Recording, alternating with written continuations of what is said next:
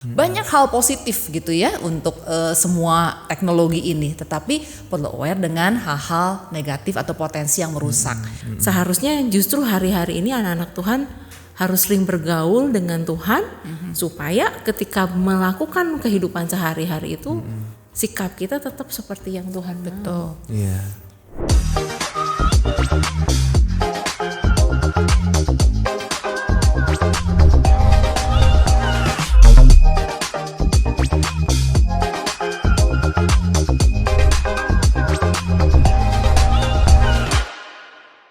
Satu, dua, tiga. Salam podcast. Halo para pendengar sekalian, selamat berjumpa kembali dengan kami berdua dalam sesi yang kedua. Saya Anne Dan saya Martin. Kembali kita melanjutkan mengenai integritas.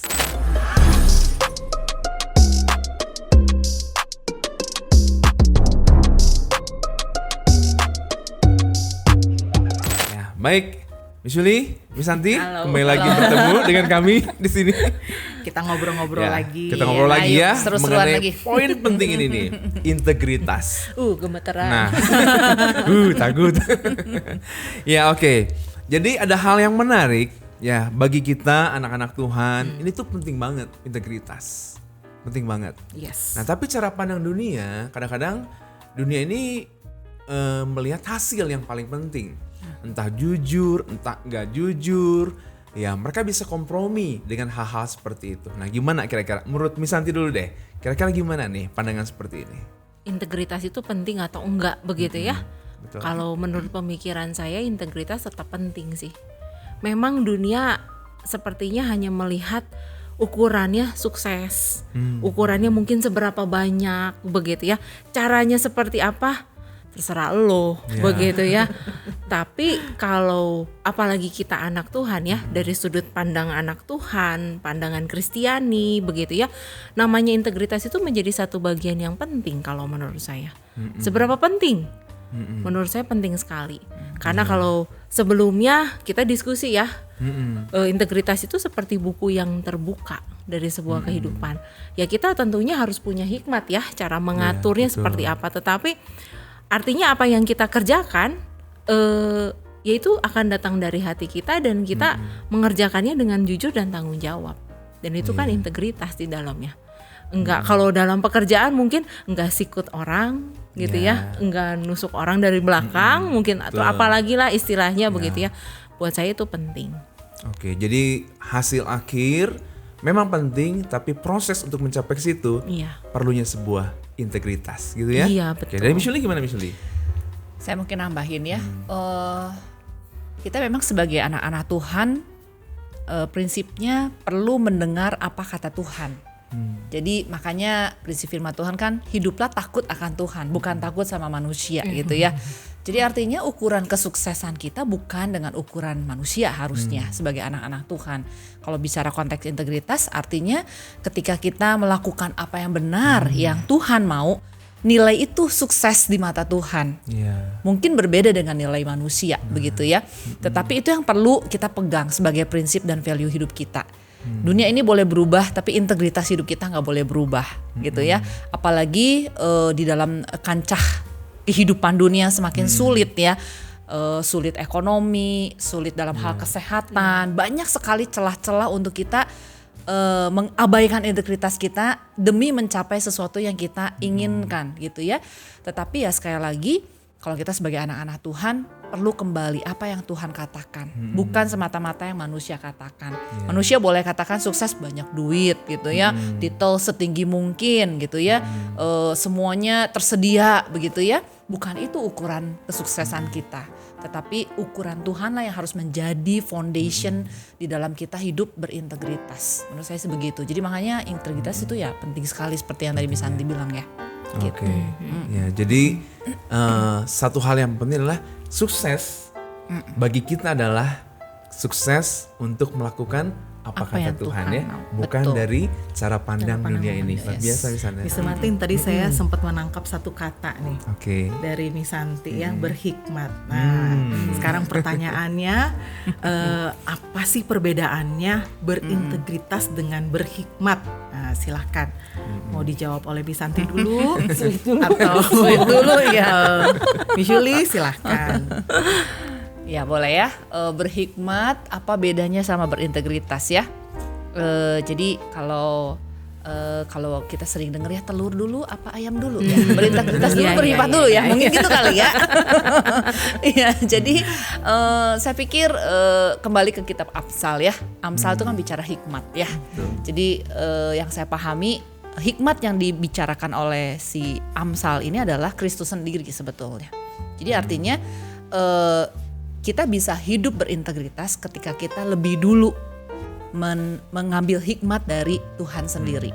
Jadi artinya hidup berintegritas itu selalu selaras dengan hikmat yang Tuhan berikan gitu ya. Jadi bukan dipertentangkan tapi harus berjalan bersama-sama menurut saya gitu ya. Karena asalnya integritas itu dari mana? Dari hikmat yang Tuhan berikan kepada kita. Tahu mana membedakan yang benar yang salah, itu kan hikmat gitu ya. Berarti Sehingga pergaulan dengan firman Tuhan nah harus betul. terus intens Iya, ya Miss ya. benar, betul. Supaya hikmat itu ya takaran akan hikmatnya nggak dangkal. Betul, dan akan menghasilkan hidup yang berintegritas yang kembali kepada prinsip-prinsip firman Tuhan atau hikmat yang Tuhan berikan. Iya. Gitu sih kalau menurut saya. Oke. Jadi anak Tuhan yang mau menjalankan integritas itu harus punya kehidupan yang bergaul dengan Tuhan. Balik Lekat. lagi ya, Good. nggak jauh-jauh ya. Iya. Karena bagaimana kita menghadapi dunia, tadi Miss Juliana bilang susah, zaman sekarang susah loh, cari uang susah, mau bersaing dengan dunia perdagangan berat banget gitu ya. Bisa aja kita pilih untuk cari jalan instan itu gitu ya. betul. Tetapi seharusnya justru hari-hari ini anak-anak Tuhan harus sering bergaul dengan Tuhan supaya ketika melakukan kehidupan sehari-hari itu sikap kita tetap seperti yang Tuhan mau. Iya.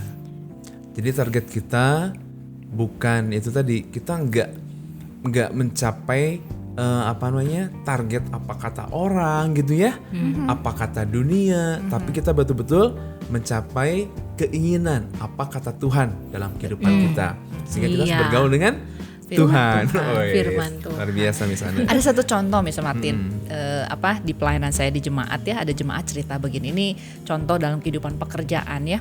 Dia cerita gini, saya tuh buka tokonya tuh toko besi. Nah kadang-kadang yang belanja ke tokonya tuh suka minta dibuatkan bon khusus gitu ya. Nah jemaat kami ini ya dia seorang Kristen gitu ya. Dia berani katakan maaf ya Pak, saya akan buatkan bon sesuai yang Bapak beli. Nah itu menjadi satu contoh ya tadi ya. Dari mana orang jemaat ini bisa punya pemikiran kayak tadi ya. Sebenarnya kalau dunia mungkin kamu mah bodoh. Itu bisa membuat Nggak kamu mau pusing, kasih gitu, aja nggak usah gitu pusing ya. gitu kan ya. Mungkin pelanggannya nanti akan jadi terus datang. Kalau ditolak mungkin saja jadi kehilangan pelanggan begitu ya. Tapi karena dia punya satu pemahaman prinsip gitu ya secara spiritualnya bahwa dia nggak boleh melakukan hal itu, ya dia tetap lakukan yang benernya gitu. Itu mungkin tadi ya, padahal ekonomi susah gitu ya, bisa Iya, kemungkinan iya. besar kehilangan pelanggan gitu. Tapi ya prinsip itu yang dia tetap pegang. Keren ya. Ya Kalau anak-anak masih Tuhan bisa bisa Nah, menyatakan betul. diri itu kan hal kecil. betul. Sebetulnya kita Mulai bisa hal kecil. memilih Iya. untuk nggak usah Iya, pusing. Betul. Nggak, bukan urusan saya Benar. bisa, tapi Betul. ketika kita bisa melangkah, oh ini Tuhan nggak mau. Meskipun kecil tapi konsisten, Iya. akhirnya Betul. orang akan menilai Iya. dengan baik Betul. gitu ya. Dan luar biasanya dia kesaksian itu tuh dia bilang saya nggak mau melakukan itu karena apa? Saya tahu Tuhan gak suka. Nah dia bisa bilang begitu gitu ya. Bukan hanya sekedar nilai tahu benar salah, tapi dia tahu itu yang tidak membuat Tuhan senang. Nah itu kan itulah ciri-ciri hikmat orang tadi. yang bergaul sama Tuhan. Iya, tadi Miss Yuli, hikmat ya. tadi. Kalau bergaul kayak kita berteman ya, Iya. bisa tahu ya, oh dia sukanya apa, Betul. sukanya apa, Yes. gitu ya. Betul. Ya jadi yang menarik tadi adalah bahwa memang berarti dari kecil harus diajar ya Yes. anak-anak untuk berintegritas ya. Nah kan sekarang di zaman nih, saya ingat dulu ya misalnya ya, kurang lebih 25 tahun yang lalu, saya ikut sebuah seminar.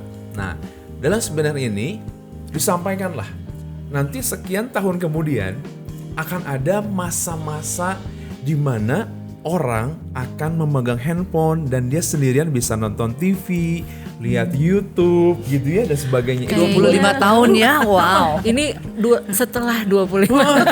Nah, ternyata sekarang terjadi. Beberapa tahun ini kan, akhirnya generasi anak-anak kita yang sekarang, mereka seperti itu. Nah, satu yang menarik adalah supaya gedenya nanti mereka menjadi orang-orang yang betul-betul integritas. Nah, di zaman sekarang kan banyak godaannya tuh. Nah, kan ya misalnya ya, ketika sendirian, wow, Pop godaan up. dunia. Ada Muncul sesuatu ya. ya.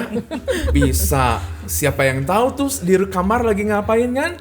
Nah, dalam masa-masa kesendirian ini, mereka harus berintegritas. Pasti bergumul tuh. Nah, Apa ya kira-kira yang akan jangan aku yang lakukan benar. ya? bukan yang benar. Nah, jadi gimana? Selain bergaul dengan Tuhan tadi, bagi anak-anak khususnya anak-anak muda atau anak-anak kecil, nah gimana? Kira-kira apa yang bisa disampaikan oleh Miss Santi dan Miss Yuli sehingga anak-anak pelajar ini bisa punya integritas yang kuat sejak mereka masih kecil? Nah, gimana? Mungkin kalau topik yang Mr. Martin bilang mungkin lebih ke anak yang besar ya. Kalau saya penerapannya mungkin di rumah.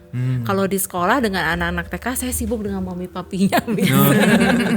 Pak, Bu, tolong gadgetnya jangan terlalu lama karena ada efek tumbuh kembang.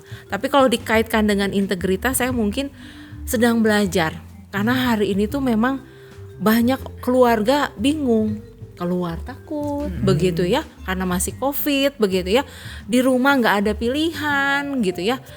Saya pun di rumah mengalami, tapi kalau dibilang integritas dalam kesendirian, jujur saya masih harus mempelajarinya karena bisa dibilang kalau dulu saya dengan papa mama saya di rumah sore-sore bisa berempat nonton bersama karena cuma satu-satunya itu teknologi. Iya, sekarang Kalau hari ini banyak pilihan. Di kamar ada, banyak di luar pilihan ada. ya, yang besar di kamarnya. Gerard lagi apa? Sibuk mas sama teman. Gilda lagi apa? Aku juga lagi sama teman aku mah gitu ya. Ngelihat suami saya sibuk dengan pekerjaannya karena pekerjaannya melalui handphone hari ini ya. Terus Miss Santi ketemu apa? Ya saya nggak punya teman. Saya sibuk dengan pekerjaan saya begitu. Jadi Koreksi ya. Oh nggak ngoreksi, Oh, nggak. bisa tinggal. kalau saya nggak ngoreksi, kalau saya konseling, konseling karena ada banyak yang ingin ditolong dengan diskusi, dengan curhat, begitu ya. Tapi kalau saya sekarang sedang mempelajari apa sih? Karena bagaimana nih cara saya tahu anak-anak di kamarnya itu ngapain dengan gadgetnya, gitu. Itu saya sedang berproses dengan itu, gitu. Iya. Kalau saya sih menanggapi tadi pertanyaan Miss Martinya bagaimana menolong anak-anak kita ya dengan kesendirian-kesendirian. Kembali lagi sih kuncinya menurut saya relasi dalam keluarga ya. Jadi mungkin hal yang pertama yang perlu dilakukan adalah orang tua tuh perlu aware bahayanya tadi misalnya ya berselancar di dunia maya sendirian gitu ya karena banyak godaannya gitu loh ya, banyak penggoda, banyak penggelitik kiri kanan depan belakang. Nah itu perlu disuarakan tuh sama anak kita ya. Jadi misalnya anak SD lah yang mungkin sudah diberi gadget atau sudah dikasih semua fasilitas yang sifatnya dunia maya begitu ya. Saya pikir orang tua pertama perlu aware tentang hal itu, menyuarakan hal itu kepada anak-anak. Banyak hal positif gitu ya untuk semua teknologi ini, tetapi perlu aware dengan hal-hal negatif atau potensi yang merusak. Itu perlu dibahas. Lalu yang kedua perlu bikin dealing kalau menurut saya sih, deal dengan anak. Kapan hal itu bisa digunakan oleh mereka? Kapan harus dengan orang tua? Jadi kalau tadi kayak Miss Santi bilang, ya kalau malam hari dulu Miss Santi ngumpul gitu ya sama orang tua, saya pikir zaman ini pun harus lakukan hal itu ya. Jadi harus ditarik gitu ya si anak-anak tuh untuk punya tetap waktu dengan keluarga misalnya gitu ya. Nah lalu yang ketiga mungkin kita perlu kasih tahu anak kita bahwa ya ada hal-hal yang sering kali muncul di dalam gadget mereka yang mereka belum sepantasnya lihat ya. Kan sangat dekat ya dunia pornografi lah, dunia kejahatan, sekarang apalagi ya banyak sekali lah lewat media-media seperti itu kan bisa menjebak anak kita juga. Nah itu kita perlu suarakan sehingga anak-anak kita tahu bahaya-bahayanya dan kalau mereka menemui hal itu mereka bisa tahu kemana mereka harus cerita. Ya pasti sama mama papanya lah harus cerita gitu ya supaya papa mama tahu gitu kondisinya mereka. Jadi kita juga perlu ngomong bahwa seringkali si iblis itu memanfaatkan waktu pada waktu sendiri untuk membuat kita jatuh gitu ya. Seperti jadi firman Tuhan ya. ingat nih, Shuli. Seperti apa? Singa gitu ya, yang sedang menguntit gitu kan. Cari mangsa. Nah itu tuh perlu disuarakan supaya anak kita juga aware. Nah ketika anak kita tahu itu, ya anak kita terus harus dikuatkan bahwa kalau dalam kondisi seperti itu kamu harus lari ke siapa? Lari ke papa mama gitu ya. Betul. Jangan dibiarkan kesendirian itu kamu jalani gitu, karena kamu akan tidak bisa lepas nantinya dan iblis suka dan menang gitu ya. Nah kamu harus menang dengan lari gitu. Mungkin gitu kan. Saya jadi ingat sesuatu ya, sebelum hari ini terjadi sebetulnya saya di rumah nggak pernah pasang wifi. Karena memang wifi itu magnet yang sangat kuat ya untuk masuk ke dalam dunia selancar itu HBL ya. jadi pasang wifi. Dengan Nah, itu HBL dia. saya ingat ya bulan Maret tanggal 2020 tanggal 16 ya tanggal 15 seminggu kemudian akhirnya saya pasang wifi ya. Tapi saya bersyukur saya punya banyak waktu di sebelumnya banyak ngobrol dengan anak-anak saya di rumah. Jadi waktu Miss Yuli bilang sebetulnya waktu-waktu itulah yang terbaik ya pada saat non konflik ya, tidak dalam tekanan, rileks seperti kita ngobrol gitu ya. Kita bahas dengan anak-anak kita di rumah gitu ya. Jadi menarik sekali pembahasannya dan puji Tuhan sih Miss, betul ya pada saat si celah-celah itu datang, cobaan-cobaan yang mungkin anak-anak kita belum ngerti itu gambar apa, kenapa kok begitu ya. Ketika dibahas, wah anaknya udah langsung ngerti dan sebetulnya nggak bisa cukup 1-2 kali ya diskusinya. berulang. Jadi Pernah harus cerita nggak tuh Miss Santi? Gerald atau Hilda, Gerald gitu, mungkin Davian, ya yang gitu. pernah cerita. Gerald cerita karena kayaknya apa ya kalau udah mulai masuk SMP tuh dunianya aksesnya udah banyak banget, besar Godaannya banget banyak yang seperti gitu ya. itu ya. Jadi membahas dan membicarakannya pun kadang-kadang merinding juga ya, tapi ya apa ya kita sebagai orang tua harus siap. Saya dengan suami ngobrol karena anak saya yang besar laki-laki berarti kan papahnya harus berperan. Jadi papahnya ambil waktu untuk membahas. Kalau Gilda mungkin baru ya, jadi masih SD dan dia masih dalam proses. Tapi betul quality time itu harus dibuat. Iya. Karena kalau nggak dibuat memang yang seperti tadi saya ceritakan dalam kesibukan itu, saya sama suami bisa lihat. Karena kalau nggak sayanya ya suaminya yang lihat gitu ya. Kalau sayanya lagi sibuk, jadi suami saya melihat bertiga nih ya. Ya ini ya bikin toko masing-masing nih gitu ya. Kalau sayanya yang lagi clueless, suami saya yang sibuk kan bertiga juga ya. Saya ngelihat 2 anak dan 1 suami. Ya gantian deh sini ini nggak ini ya. Tapi kita bikin satu momen supaya kita ada momen ngobrol bersama sih. Karena kami pun di rumah berharap apa ya keluarga itu jadi rumah. Kalau bicara rumah itu kembali ke rumah itu kita bisa jadi apa adanya kita. Tempat kita bertanya, tempat kita apa ya berteduh, berlindung begitu ya. Harusnya kita bisa jadi rumah buat anak-anak kita bukan bentuk fisik aja begitu ya. Miss Santi, Miss Yuli ada, nih saya teringat nih ya waktu HBL gitu ya, ada satu orang tua yang curhat, nangis gitu. Saya pikir ada kaitannya dengan integritas ini gitu ya. Jadi satu sisi dia tidak mau bantu anaknya gitu, mengerjakan tugas-tugas anaknya begitu ya. Tapi satu sisi ya yang tadi kita bicarakan itu loh, target gitu. Nanti kalau saya tidak bantu anak saya tidak Nilainya mengerjakan, nggak nanti bagus. nilainya tidak bagus begitu ya. Jadi ini ada pergumulan begitu dan orang tua ini merasa give up gitu ya dan merasa gagal sebagai seorang Gimana ibu. ya? Iya begitu sempat itu ada gitu ya. Nah kira-kira nih mungkin ada juga nih saat ini orang tua yang merasa give up untuk mengajarkan karakter integritas ini kepada anak-anak. Mungkin ada tips khusus dari Miss Yuli, dari Miss Santi ini yang banyak pengalaman mengenai hal ini. Mungkin iya boleh di-sharingkan. Sebenarnya kalau bicara tentang menerapkan itu di rumah ya gitu ya, apa sih yang mau kita kejar untuk anak kita berkembang?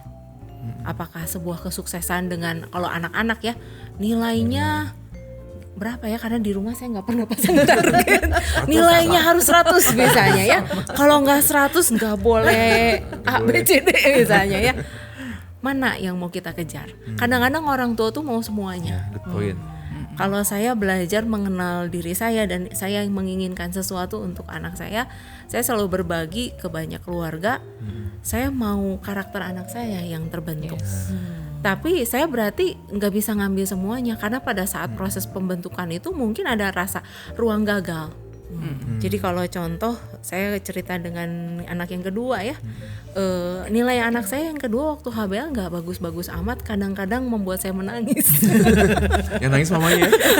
Tapi saya cuma bilang, kamu kenapa ya, didiskusikan gitu ya. Kayaknya kamu kurang serius dalam hal apa evaluasi. Bagaimana cara mama membantu kamu? Jadi diproses gitu ya. Jadi saya harus siap menerima mungkin nilainya nggak bagus dulu. Tetapi saya tekankan ke dia, saya mau kamu jujur. Jadi kalaupun nilai kamu anggaplah 20, 30, itu kan nilai yang membuat kita sedih banget ya, berair mata begitu. Tidak dimarahin ya, nggak dimarahin. Harus didiskusikan dulu, jangan dimarahin dulu. Diskusi dulu. Baru Didiskusikan dulu, nanti sok kamu coba. Ketika saya melihat dia sudah berusaha, udah jungkir balik, nilainya tetap anggaplah 30, artinya bukan jangan menyerah, justru kita lihat, oh ternyata kamu butuh bantuan apa, guru les misalnya, atau ternyata anaknya cuma butuh saya di sebelahnya kok. Baru nilainya jadi 70, 80. Tapi kitanya juga nggak mau nyempetin waktu.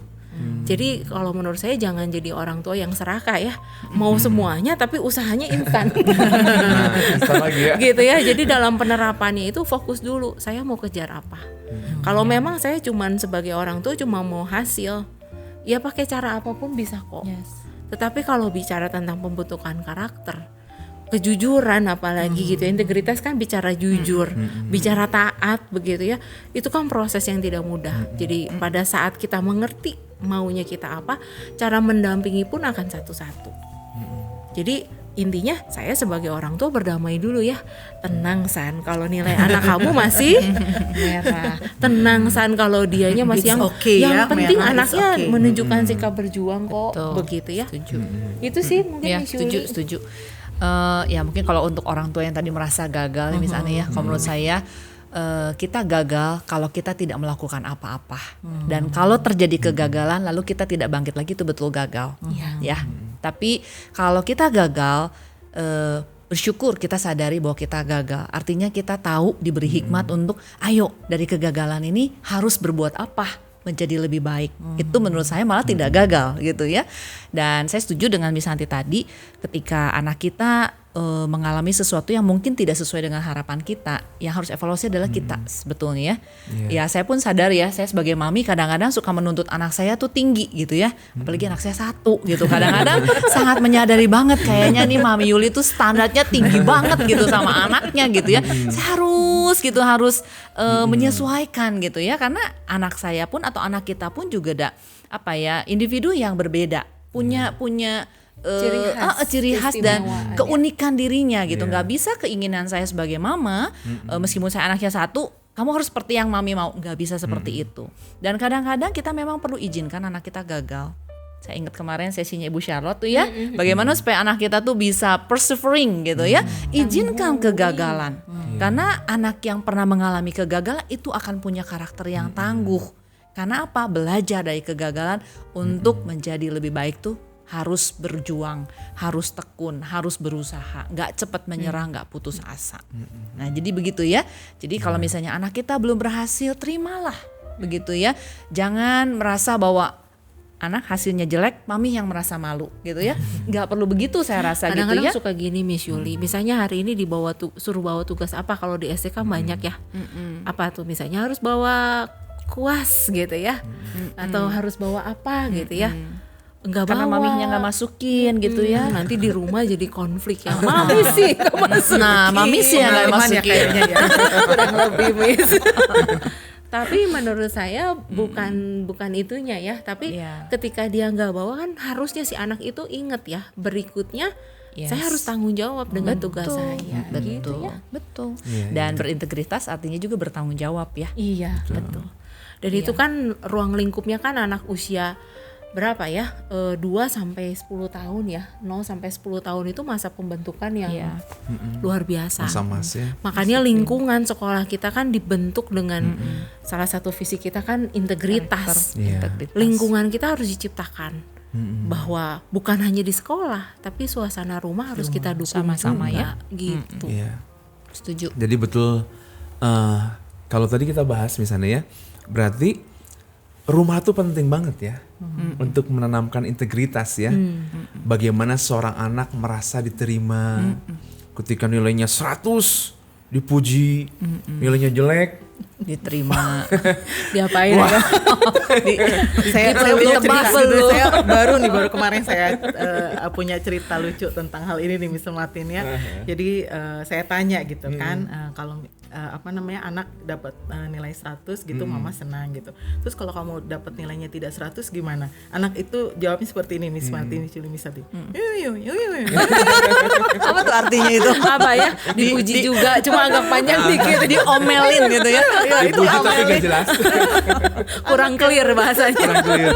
Berarti tidak menerima ya. Iya, betul. Nah jadi kembali ya bahwa pentingnya sebuah integritas dibangun di dalam sebuah keluarga.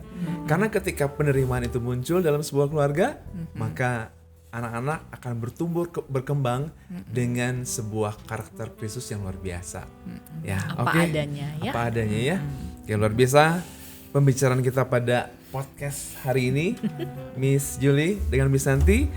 Oke, tapi waktu kita sudah habis. Mungkin sebelum kita tutup, mungkin ada closing statement dari Miss Santi, silakan. Integritas itu sebuah proses. Meskipun susah harus dijalanin karena ada satu hasil yang luar biasa. Dan itu adalah sebuah warisan yang hidup buat anak-anak kita. Oke, super sekali. Ya, jalankan dengan sukacita ya. Amin. Oke, dari Miss Julie silakan. Ya, integritas proses yang tidak mudah, tantangannya sangat berat. Tetapi kita sebagai ciptaan Tuhan yang baru, Tuhan memampukan kita menjadi pribadi yang berintegritas. Tidak dengan kekuatan kita, tapi dengan kekuatan Tuhan. Sejauh kita mau terus belajar mengenali diri, mengenali Tuhan, dan bertumbuh di dalam integritas dalam Tuhan. Oke. Tuhan akan menolong. Luar biasa. Amin ya. Tuhan akan menolong kita menjadi anak Tuhan yang berintegritas. Baik, pendengar yang luar biasa. Nah, pembicaraan kita sudah selesai. Diskusi kita sudah selesai. Terima kasih Miss Julie. Terima kasih, Miss Julie. Terima kasih Miss Terima kasih, Santi. sama-sama. Terima kasih, Miss Untuk Martin. apa yang sudah disampaikan pasti jadi berkat buat seluruh pendengar Amin. yang sudah mengikuti acara podcast pada hari ini. Terima kasih. Tuhan Yesus memberkati. Sampai jumpa. Sampai jumpa. Mantap ya. Telur dulu ayam dulu jangan dipertentangkan. Cia, gila, epic banget, keren emang.